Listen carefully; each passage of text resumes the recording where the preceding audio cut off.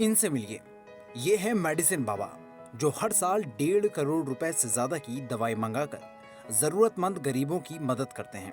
85 साल के ओंकारनाथ गरीबों के बीच मेडिसिन बाबा के नाम से चर्चित हैं। उनके इस नेक काम के लिए उन्हें विदेशों से भी मदद मिलती है। हैरानी की बात यह कि ओंकारनाथ 45% दिव्यांग हैं।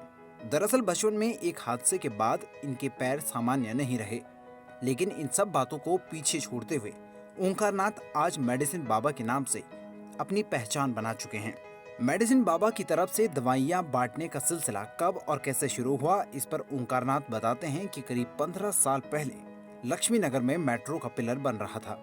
तभी उसका एक लेंटर गिर गया, जिसमें कई लोगों की मौत हो गई और कई घायल भी हो गए। वो अस्पताल गए जहां गरीब मजदूरों से डॉक्टर ने कहा कि अभी उनके पास दवाएं मौजूद नहीं हैं।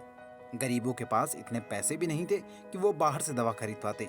यही बात उन्हें परेशान करने लगी और वो रात भर सो नहीं पाए। अगली सुबह उठे तो तय कर लिया कि अब वो गरीबों के लिए दवाओं का इंतजाम करेंगे, और तब से ये सिलसिला आज तक जारी है। आज मेडिसिन बाबा के पास 2 रुपए से लेकर 2 लाख तक की दवाएं मौजूद हैं। अभी अगर कोई दवा लेने आता है तो उसकी प्रक्रिया क्या होती है? आप क्या क्या उससे मांगते हैं? कुछ नहीं मांगते, हमारे क्या मांगना है।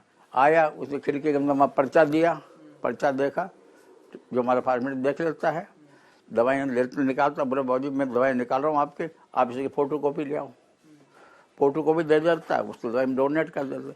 हमारी थोड़ी गंदी आदत भी है, जब जाता है स्टाफ टोक देता कि आपकी कोई श्रद्धा है तो गुल्लक में डाल दो, पर ये लोकेशन ऐसी अच्छी है 10-20-50 से ज़्यादा कभी कोई डाल के नहीं जाता है। मेडिसिन बाबा के पास दवाइयों के क्षेत्र में काम करने का कोई अनुभव नहीं, लेकिन वो कहते हैं कि दवाई मांगने के लिए भला कैसा अनुभव।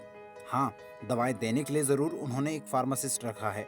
मेडिसिन बाबा सिर्फ दवाएं ही नहीं, बल्कि अब व्हीलचेयर, ऑक्सीजन सिलेंडर या फिर इलाज के लिए जरूरी सभी सामान गरीबों को देते हैं। उनके घर के बाहर सुबह से ही लोग मदद लेने पहुंच जाते हैं।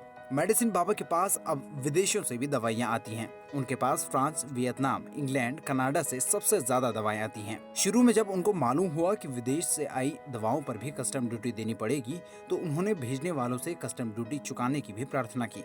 मेडिसिन बाबा बताते हैं कि ये सफर उनके लिए कभी आसान नहीं था और लोग तरह तरह की बातें करते थे। कई लोग ये भी कहते थे कि ये हमसे दवाई लेकर बाजार में बेचकर अपने बच्चों का पालन पोषण करता है, लेकिन इन नेगेटिव बातों से भी उन्हें कभी कोई फर्क नहीं पड़ा।